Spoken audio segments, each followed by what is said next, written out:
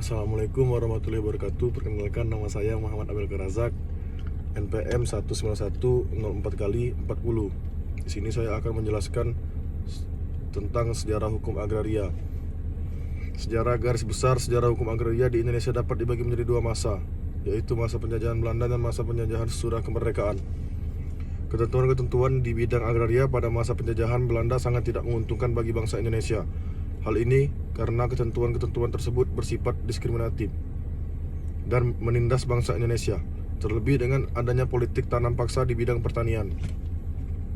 Seharusnya dengan diproklamasikan kemerdekaan negara Republik Indonesia pada tahun 17 Agustus 1945, segala peraturan perundang-undangan peninggalan pemerintah kolonial Belanda menjadi dihapuskan.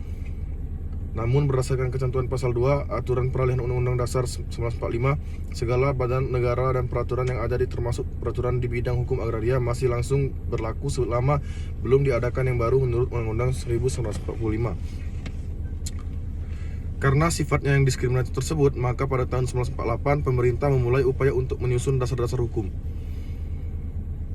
yang menggantikan produk pemerintah kolonial Belanda di bidang hukum agraria. Upaya tersebut dapat dibagi ke dalam 5 periode, yaitu periode Panitia Agraria Jogja.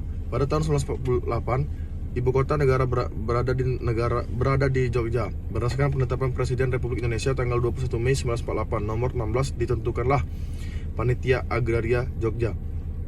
Panitia Agraria Jogja diketahui oleh Sarimin Reksodiharjo yang pada saat itu menjabat sebagai Kepala Bagian Agraria Kementerian Dalam Negeri dan beranggotakan 1.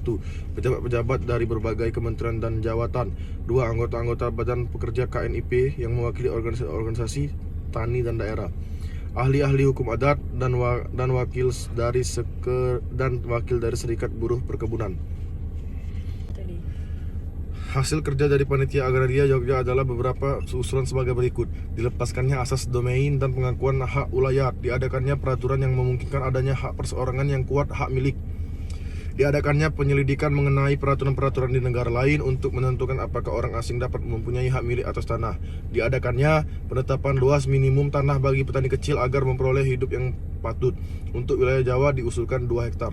Penetapan luas maksimum untuk Jawa yang 10 hektar dengan tidak memandang macam tanah. Skema hak-hak tanah berupa hak milik dan hak atas tanah kosong dari negara dan daerah-daerah kecil disertai hak-hak atas tanah orang lain yang disebut Magersari, dan diadakan registrasi tanah milik dan hak-hak menumpang yang penting, aneks kadester.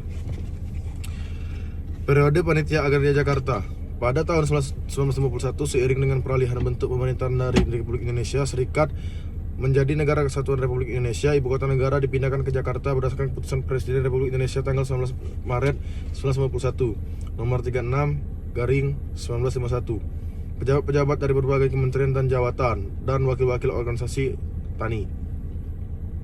Periode Panitia Negara Urusan Agraria Panitia Soewahjo melalui keputusan Presiden tanggal 29 Maret 1955 nomor 55/1955 dibentuklah Kementerian Agraria yang salah satunya tugasnya adalah untuk mempersiapkan pembentukan perundang-undangan agraria nasional.